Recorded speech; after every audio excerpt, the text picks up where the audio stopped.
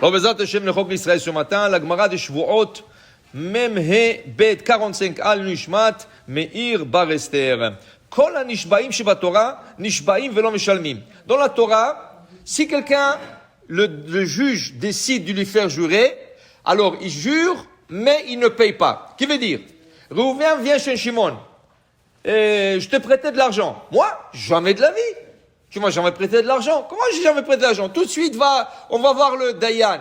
Ils vont chez le Dayan, tu as des témoins? Non, j'ai un témoin. Ok, alors il emmène un témoin. Ok, jure que tu as pas pris le prêt, tu as pas pris de l'argent. Il jure, il est quitte, il n'a pas besoin de payer. N'importe quoi. Quelqu'un dit à Reuven, je t'ai vu voler ma brebis. Moi, je volais ta brebis, jamais de la vie. Est-ce que tu es capable de jurer dans le Beddin? Viens, je te jure. Alors il y jure, pas tout, il ne paye pas. Okay. Mais il y a un cas exceptionnel dont la Gemara va parler maintenant. La Gemara dit, Ve'elu nishba'im, et voilà un cas où une personne jure et elle encaisse. Venotlin, qui c'est? Un ouvrier, Sahir. Ça veut dire le gars il a travaillé tout le mois il a travaillé chez toi, et il vient chez toi à la fin du mois et dit, oui, on m'a payé. Il dit, comment on t'a payé? Je t'ai payé. Tu m'as payé? Jamais de la vie, tu m'as jamais payé. Comment je t'ai jamais payé? L'autre il dit, je t'ai pas payé. L'autre il dit, je t'ai payé. Ils vont chez le Dayan. Normalement, dit la Gemara, ça aurait dû être le Baal Habayit, le patron, qui doit jurer et s'exempter. Mais la Gemara dit, Takanot Gdolot Shanukan, ici, il y avait une grande instauration rabbinique qui a été faite. Il dit, quelle est la grande instauration? Comme on a dit, normalement, c'est le patron qui aurait dû jurer et s'exempter. Ici, ils ont renversé les rôles.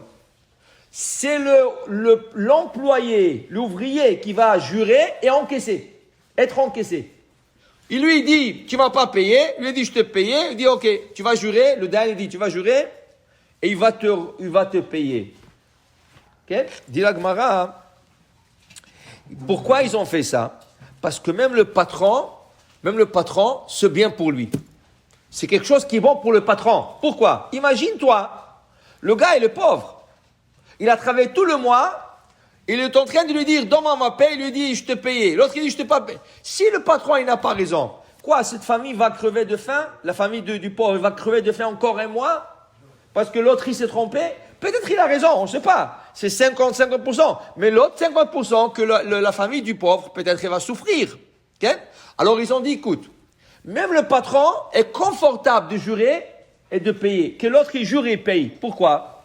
Il dit, parce que tu sais qu'est-ce qui va arriver? Qu'est-ce qui va arriver? L'employé, l'ouvrier, il va retourner chez lui à la maison. Il va dire à sa femme, tu sais, il m'a dit qu'il m'a payé, il ne va pas me payer. Aïe, il t'a dit ça?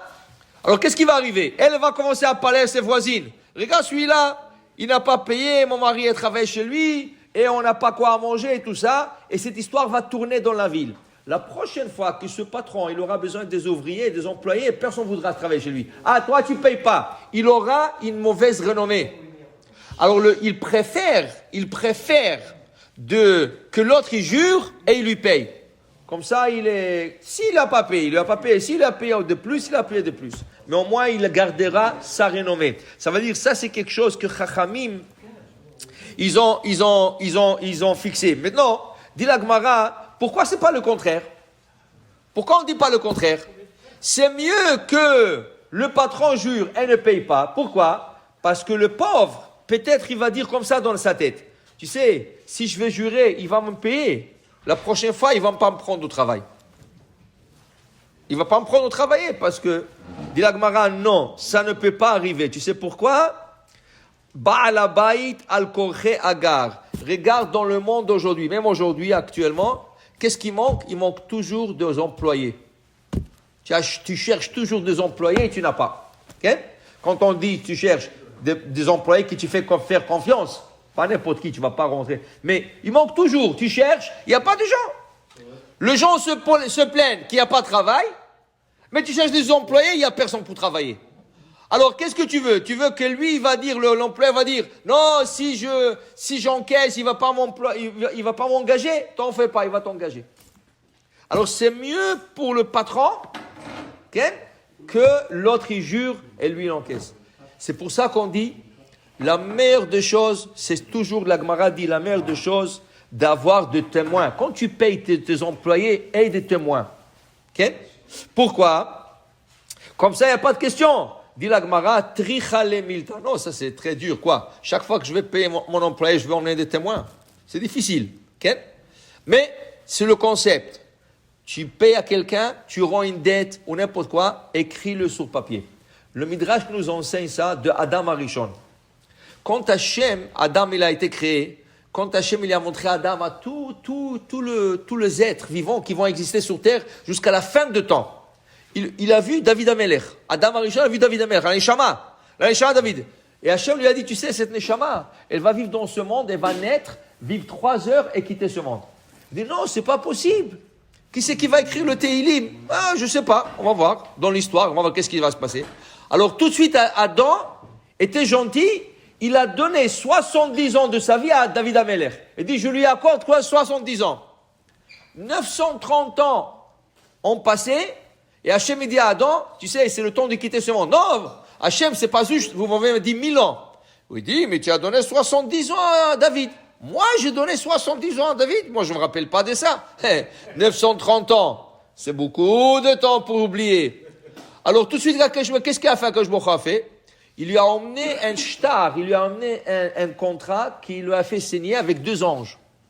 Parce que quand Adam il a dit, je lui donne, Hachem ne lui a pas laissé comme ça partir comme ça. Il a dit, viens, on écrit ça sur papier avec 2 témoins et c'est comme ça qu'on va faire. Quand Adam il a dit, j'ai oublié, non, il dit, voilà le papier. De là, tu comprends, toujours tu écris sur papier et tu signes des témoins. Comme ça, il n'y a pas de question.